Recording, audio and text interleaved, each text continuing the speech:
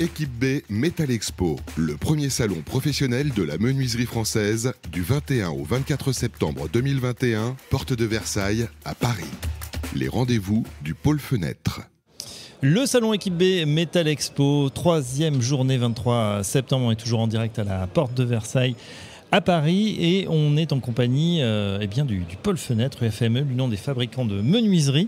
Je suis ravi d'accueillir Mathilde Crène. Bonjour Mathilde. Bonjour. Vous êtes chargée de mission environnement UFME.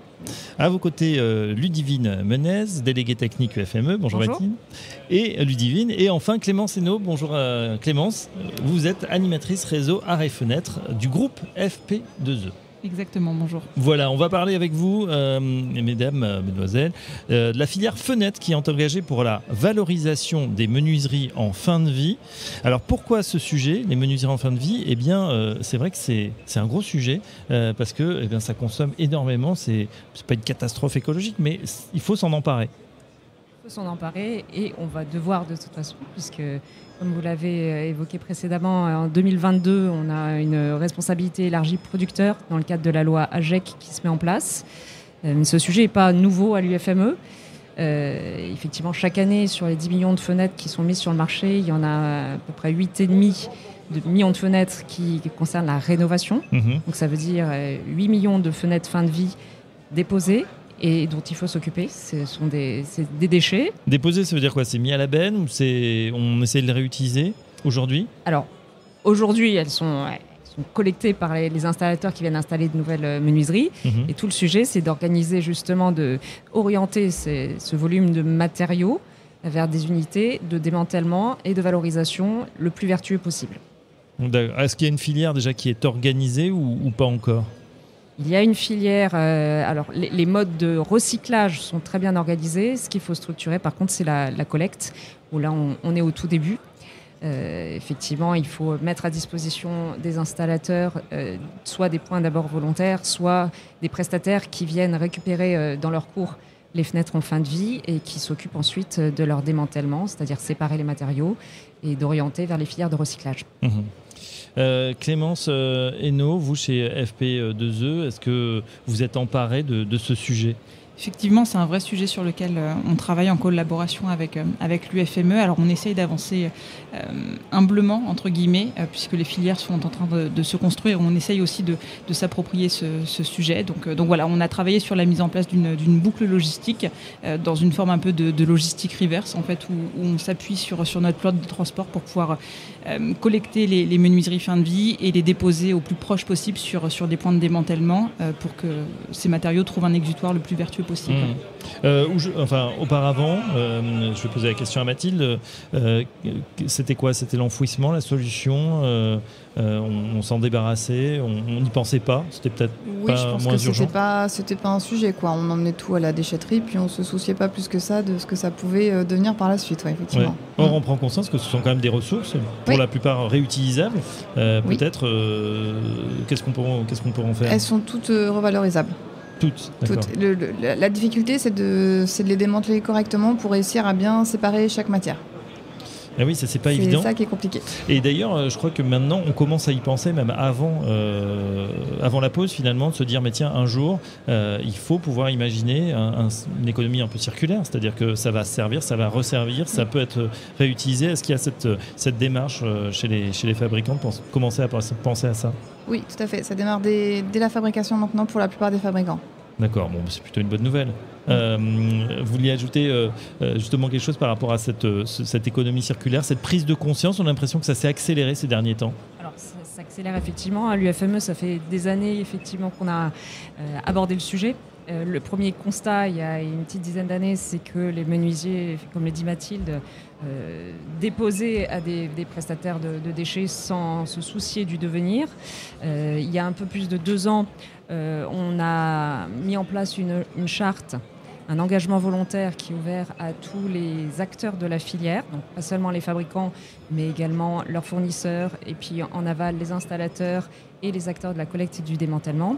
Et cette charte engage donc ceux qui la signent, d'une part, à porter les bonnes pratiques pour la collecte. On préconise une collecte intègre parce que le vitrage, qui est le point commun, toutes les fenêtres, peut être valorisé et recyclé en verre plat pour le vitrage, à condition qu'au niveau de la collecte, il ne soit pas cassé et mélangé à d'autres contaminants. D'accord, oui, évidemment. Donc ça veut dire aussi un certain soin pour les transports, pour l'organisation de la filière, finalement la conservation en bon état. Faut pas tout balancer dans la benne, sinon on ne pourra rien en faire. Oui, effectivement, on veille au moment du retour de pause, effectivement, nos installateurs veillent à conserver le vitrage intègre. Ça, c'est très important, effectivement, pour que ça puisse avoir une valorisation la plus vertueuse possible et qu'on rentre dans un schéma d'économie circulaire. Donc, il y a des bonnes pratiques, effectivement, à mettre en place. C'est des bonnes pratiques qui peuvent effrayer en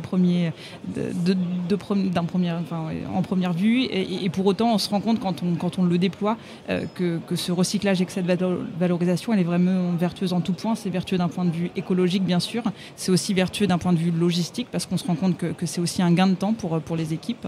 Et puis après, c'est aussi vertueux d'un point de vue économique. Et ça, c'est aussi un vecteur qui est important, parce qu'on arrive à ne pas opposer l'économie circulaire à l'aspect économique. Oui, en tout cas, ça accélère. On voit des initiatives qui sont prises aussi du côté du booster du réemploi. Je ne sais pas si vous connaissez cette initiative, effectivement, où on va stocker comme ça les matériaux qui pourraient être réutilisés. On sent que voilà, on est à l'aube d'un mouvement. Quels sont les enjeux justement pour les fabricants, Ludivine, les enjeux, c'est quoi? Je veux pas parler de greenwashing parce que ce serait pas gentil. C'est peut-être qu'il y en a qui se disent bon, ok, je vais reverdir mon image de marque, mais ça va bien au-delà. Alors c'est très quantitatif et plus que qualitatif. Le bilan environnemental d'un produit de construction, il se base sur une analyse de cycle de vie. Donc on prend en compte depuis l'extraction des matières premières à la phase de fabrication qui en général est la plus impactante, la phase de mise en œuvre, la vie en œuvre du produit dans le bâtiment qui pour nous va durer quelques dizaines d'années, on dit 30 ans pour une fenêtre. Et évidemment la fin de vie et ce qu'on va en faire et les impacts évités et puis ce qu'on va réinjecter au début. Et quand on parle d'économie circulaire, vous parliez de réemploi, réutilisation, c'est reprendre le produit et le remettre au même usage. Ça c'est difficile pour une fenêtre qui est prouvée. On peut réutiliser à d'autres applications, pourquoi pas, mais on a la matière qui est extrêmement noble. Et la particularité de la fenêtre, tout ce qui est produit verrier, c'est qu'on ne peut remettre dans un four verrier de verre plat que du verre plat, en termes de matière fin de vie recyclée. D'accord. Autant la bouteille, la fibre de verre, d'autres applications verrières peuvent absorber de la matière recyclée issue d'autres filières, comme la nôtre. Et nous, c'est pas possible. Oui. Parce qu'on demande à un vitrage d'être transparent, d'être étanche, d'être... On ne peut pas le mélanger avec des bouteilles. On ne peut absolument pas mettre de verre de bouteille, ni de verre de laine de verre, ni de verre de toute autre application verrière dans un four de verre plat. Pareil pour la matière PVC. Quand vous voyez des fenêtres en PVC, c'est de la matière certifiée, qui est éprouvée, durable, qui garantit à la fenêtre ses performances thermiques, acoustiques dans le temps, durabilité. Et donc, on ne peut remettre dans une filière de profilé PVC que de la matière PVC recyclée, issue de la même filière. En revanche, bonne nouvelle, si on arrive à remplir ce challenge, c'est recyclable à quoi? 98%? Tout à fait. Avoir son verre, c'est exactement ça. Le verre, il est recyclable à l'infini. Le PVC, on dit 7 cycles à peu près. Donc, vous faites 7 fois 30 ans, on va quand même assez loin. C'est pas mal. Pas de quoi voir. Le métal est évidemment recyclable, évidemment. Alors, le métal a une telle valeur que souvent, malheureusement, aujourd'hui, il n'arrive pas jusqu'aux filières de recyclage parce que d'autres le captent avant. C'est un peu pareil que pour le verre. Oui. Et c'est à nous de veiller au grain, entre guillemets, et de faire en sorte qu'il y ait une réelle traçabilité des matières collectées. Par qui il est capté? Ça m'intéresse. Qui va... Par n'importe quelle autre industrie qui peut absorber cette matière noble. En a besoin, oui. En plus, en ce moment, on parle beaucoup de tensions, effectivement. Exactement, de pénurie de matières premières. Donc, c'est peut-être aussi pour ça que ça s'accélère. Et donc, tout le propos de la charte d'engagement volontaire, qui aujourd'hui est associée à une marque, Fervam. Alors justement, on va en parler. Les actions mises en place par l'UFME. Voilà, ça fait longtemps que vous œuvrez dans ce sens, mais là, vous avez décidé d'accélérer, même de recruter à l'UFME pour vous occuper spécifiquement de ça. Exactement. Donc Mathilde nous a rejoint il y a 1 an, ainsi qu'une autre personne, Laurent Suette. Et Mathilde vous a expliqué justement comment tout cela est organisé sur le terrain. Oui, donc moi quand je suis arrivée, effectivement, cette charte elle était déjà mise en place, ça doit faire à peu près 2 ans qu'elle y est. Donc moi ma mission c'est d'identifier les acteurs sur le territoire en fait qui participent à cette filière recyclage et puis de leur faire signer cette charte-là pour vraiment créer tout un réseau, tout un maillage du territoire français. En passant du fabricant par l'extrudeur, par le recycleur de matière, le centre de démantèlement, pour effectivement qu'il y ait la valorisation la plus vertueuse possible des fenêtres en fin de vie. Voilà, donc il y a une charte et une marque associée, hein, c'est bien ça. Fervam, filière engagée pour le recyclage et la valorisation des menuiseries. Comment c'est pris sur le terrain, voilà, quand vous venez avec cette nouvelle charte. Je vous dis ça parce que c'est vrai qu'aujourd'hui, les labels, les chartes, c'est vrai, des réglementations, on en a plein. Quand on voit arriver de nouveau un label, une charte, on se dit oh, qu'est-ce que c'est encore ça, il va falloir faire peut-être de la paperasse, etc.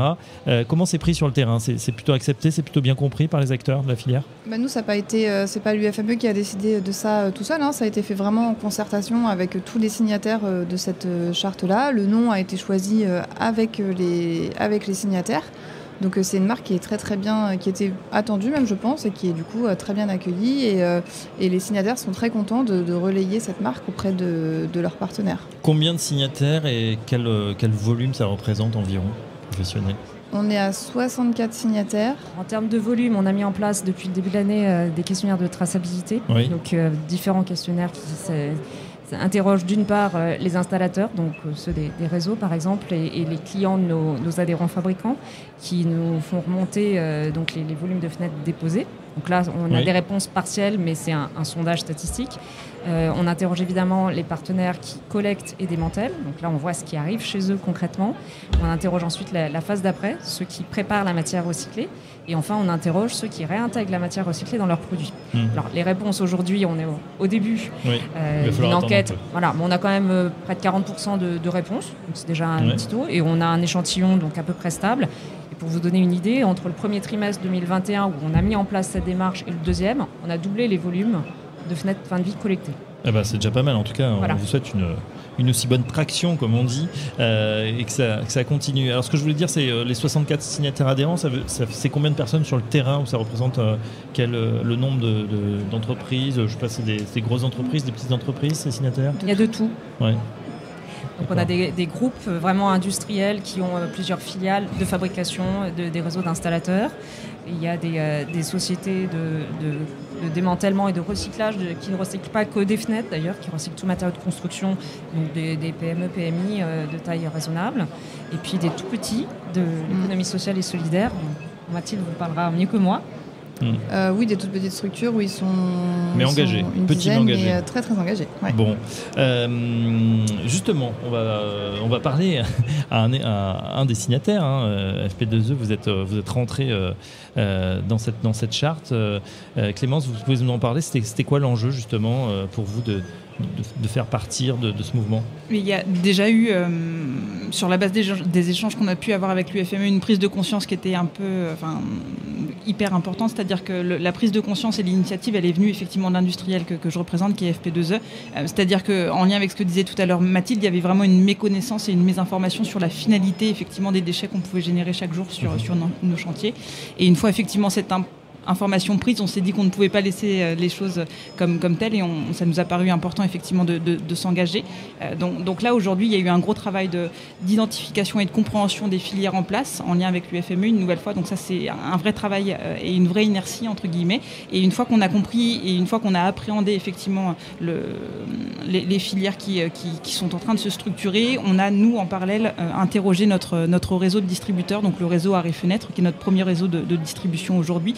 On a essayé effectivement d'interroger nos clients qui sont installateurs et distributeurs de nos produits pour comprendre et pour appréhender en fait leurs besoins vis-à-vis de la gestion de ces déchets, comprendre aussi les contraintes qu'ils pouvaient rencontrer sur le terrain pour pouvoir leur proposer un schéma logistique le plus adapté possible et le plus efficace possible. Oui, parce que quand on vient avec cette initiative, on en comprend très intuitivement, très facilement la finalité. pour tous ceux qui ont des enfants, par exemple, on sait qu'ils sont très en pointe sur ces sujets. Pour autant, ça peut être aussi une contrainte pour un groupe qui a l'habitude de faire différemment. On peut se dire, bon, après tout, c'est pas mon sujet. Comment ça a été pris? Parce que j'imagine que c'est sûrement votre président ou les autres instances de la structure, du groupe à ce moment-là qui se décident de faire un pas en avant. Bien sûr. Alors ça a pu être perçu effectivement au premier regard par nos clients, notamment par une contrainte, une lourdeur supplémentaire et une gestion supplémentaire dans leur quotidien. Et ce qui est hyper intéressant justement, c'est de transformer cette contrainte en réelle opportunité. Moi je suis convaincue du fait que le recyclage et que l'économie circulaire représentent aujourd'hui de réelles opportunités pour nous en tant que metteurs sur le marché et en tant que distributeurs. Et voilà, comme je vous le disais tout à l'heure, ça a un vrai impact positif, c'est vertueux en tout point à notre sens. On arrive de plus en plus à avoir du recul sur la base de nos premiers clients qui se sont impliqués sur le sujet. C'est vertueux écologiquement, ça c'est indéniable. On arrive aussi à faire diminuer de fait la facture et les coûts qui sont liés à la gestion de ces déchets. Quand on s'implique dans une filière de recyclage, on se rend compte que ça a aussi un impact réel et positif sur le coût de la facture. C'est à peu près 20% d'économie sur la base de ce qu'on a pu mesurer. Donc voilà, on avance en se disant qu'il ne faut surtout pas opposer écologie et intérêt économique parce que c'est une erreur. Voilà, parce qu'intuitivement, c'est vrai qu'on se dit, tiens, il y aura peut-être un surcoût sur ces matériaux à récupérer, etc. C'est plus facile. Je vous le dis parce que c'est dans le cas dans d'autres secteurs. On sait très bien, par exemple, sur l'alimentation, il est plus facile, malheureusement, pour les gros distributeurs de jeter plutôt que d'organiser une filiale logistique de recyclage. En plus, c'est des dates courtes. Là, la fenêtre, elle peut rester un mois dehors, c'est pas très grave. Mais au niveau du coût, justement, ça n'occasionne pas de surcoût, ou du moins c'est rattrapé. En fait, il y a une valorisation matière qui se fait en fait parce qu'on considère les menuiseries qu'on dépose comme des déchets. En réalité, ce sont avant tout des matières qui ont vocation et finalité à devenir des matières premières secondaires, donc sur une seconde vie. Mais ça veut dire qu'elles sont rachetées? Elles peuvent être rachetées selon la typologie du matériau, effectivement. Typiquement, le PVC a une valeur sur le marché, l'aluminium a une valeur qui est d'autant plus importante, effectivement, et cette matière, elle est rachetée. Ouais, et comme vous le disiez, effectivement, comme il y a des tensions en ce moment sur certaines matières, elles ont tendance à se valoriser d'autant plus. Du ciment, et on n'a pas aujourd'hui assez de matière recyclée pour alimenter en continu la fabrication de menuiseries, mais on voit des taux de matière recyclée dans les menuiseries croître, et c'est évidemment la tendance. Le résultat aussi, c'est qu'on a un bilan environnemental beaucoup plus faible, parce que fondre de la matière qui a déjà été transformée, quand vous refondez du verre, vous consommez infiniment moins d'énergie, donc de carbone. Réextruder du PVC issu de PVC broyé, rebroyé, reformulé, recertifié, ça consomme aussi beaucoup moins d'énergie, donc beaucoup moins de carbone, et c'est vrai pour tous les matériaux. Tout à fait. Est-ce qu'il y a d'autres des freins qu'est-ce qu'on vous dit sur ceux qui sont un peu réticents? Alors il y a des peurs, je pense, et des croyances. Ce qui est très intéressant pour nous, c'est que, comme je vous le disais, il y a une vraie inertie au déploiement et on avance vraiment pas à pas et assez humblement parce qu'on a conscience effectivement du chemin qui nous reste encore à parcourir. Mais pour autant, on le voit et on le perçoit, nos clients sont beaucoup plus sensibles aujourd'hui qu'ils ne l'étaient encore il y a un an, parce qu'une nouvelle fois, il y avait une méconnaissance du sujet il y a un an. Donc aujourd'hui, voilà, on avance et on est relativement positif sur l'engagement des distributeurs et de nos clients. Oui. Ludivine, justement, est-ce qu'il y a une accélération avec cette crise sanitaire, une prise de conscience qui a été faite par les acteurs? Alors peut-être qu'effectivement, ils ont pris du recul et aujourd'hui, ils se sentent tous concernés. Et puis, je ne sais pas si c'est la crise sanitaire ou tout simplement les premiers résultats qu'on met en avant. Et même si le réseau Arrêt-Fenêtre est très humble, c'est l'exemple qu'il donne aux autres réseaux et aux installateurs et fait envie. Donc aujourd'hui, il y a d'autres acteurs qui se sont engagés dans la charte et qui font le job. Et nos partenaires, les premiers signataires, les partenaires de collecte et démantèlement, entendent augmenter leurs capacités et investissent aujourd'hui massivement pour répondre aux attentes et aux besoins du marché. Mathilde, est-ce que c'est une initiative qui est isolée, avec vos petits bras, vous avez fait ça, et bien sûr avec les adhérents qui le veulent, ou est-ce que ce sont des choses qui existent peut-être chez nos voisins européens à l'étranger? Est-ce qu'on s'est calqué sur une méthode? Je crois pas. Non, il y a d'autres initiatives à l'étranger. Nous, on est inscrit dans effectivement une démarche européenne pour le PVC. On est partenaire de EPA et Vinyl Plus, où de toute façon les acteurs du PVC sont des acteurs européens. Et il y a une réelle volonté déjà de rétablir les lettres de noblesse de ce matériau et prouver à tout le monde qu'il est parfaitement recyclable et écologique et qu'on se donne les moyens de réincorporer de la matière recyclée. Il faut savoir que les premières fenêtres PVC, elles datent des années fin 70-80, donc on commence à peine à avoir des fenêtres en fin de vie, mais dans les 10 années à venir, ça va s'accélérer, bien sûr. Après, pour les autres composants, et notamment le vitrage, je pense que la France est précurseur, parce que remettre du verre plat fin de vie dans du float comme ça paraît simple. Oui. Mais si on ne se donne pas les moyens de prendre quelques précautions à la base, c'est des bonnes pratiques qui tombent sous le sens, et quand vous en avez conscience, après, ça s'intègre vite. Mais si dès le départ, on se dit, effectivement, on jette dans la benne et puis on verra après, c'est pas comme ça que ça marche. Mais c'est intéressant ce que disait Clément, c'est-à-dire qu'il y a une accélération aussi de la prise de conscience. Aujourd'hui, on se dit, tiens, on le voit d'une année à l'autre, même d'un trimestre à l'autre. Dès qu'on se met dans cette idée, je pense qu'on peut plus faire machine arrière, et qu'aujourd'hui, peut-être celui qui a pris l'habitude d'utiliser la filière, on se dit qu'il ne mettra peut-être plus rien à la benne et qu'il va se dire, mais en fait, je suis en train de jeter de la matière, je suis en train de jeter de l'argent même. C'est ça. En fait, je pense que c'est une méconnaissance globale et collective. En fait, tant qu'on ne s'est pas posé la question de la finalité effectivement des déchets qu'on peut générer chaque jour sur nos chantiers, et on continue d'avancer dans ce sens. Et nous, comme je vous le disais, il y a eu un vrai travail d'information, de sensibilisation. Ça fait 1 an maintenant qu'on sensibilise et qu'on informe nos clients sur le sujet. Et effectivement, on sent qu'ils nous une fois avoir pris le point, il nous écoute avec une oreille beaucoup plus avertie qu'il ne le faisait il y a encore 1 an et demi de cela. Voilà, et c'est que le début, évidemment, 64 aujourd'hui. 64, oui. Quels sont les objectifs ? Il y en a un maximum ? Non, on n'en a pas. C'est quoi le mode de... Comme quand vous allez sur le terrain, là, il faut organiser quoi, des séminaires, des webinaires, prendre son bâton de pèlerin, leur en parler ? C'est de la pédagogie. Prendre son bâton de pèlerin, et puis il y a aussi nos signataires qui font aussi le travail de leur côté, qui sensibilisent aussi également de leur côté. Donc c'est un travail d'équipe, tout le monde, on sent que tout le monde embarque, et donc du coup on avance bien. Ludivine, pour conclure, on a pu lire dernièrement des informations concernant un récent partenariat UFME. De quoi s'agit-il ? Si vous parlez de Valobat ? Oui, tout à fait. Alors, effectivement, en 2022... Membre fondateur du futur éco-organisme. Alors, Valobat est un projet d'éco-organisme. La loi AGEC, qui entre en vigueur en 2022, impose aux fabricants d'adhérer à un éco-organisme pour s'acquitter de leurs obligations réglementaires, donc qui consiste notamment à résorber les décharges sauvages, à participer justement à ce maillage territorial de collecte et à entrer dans une démarche d'économie circulaire. Donc pour cela, il y a des candidats éco-organismes. Valobat en est un. Et Valobat rassemble donc tous les produits de construction, du matériaux et construction du bâtiment. C'est à ce titre que l'UFME a trouvé cette démarche particulièrement intéressante, puisque ça permet de mutualiser les moyens de collecte et de transport. Et vous avez donc parmi les membres fondateurs 3 organisations professionnelles, dont la nôtre. La raison pour laquelle on y est, nous, en tant que collectif et non pas en tant qu'entreprise individuelle, c'est que le monde de la menuiserie est très divers. On a chez nous des fabricants de toute taille, et les tout petits ne pouvaient pas se permettre de s'impliquer et financièrement et en temps dans cette démarche. Et ça nous semblait naturel effectivement d'embarquer tous nos adhérents et ne pas laisser juste 1 ou 2 y aller isolément.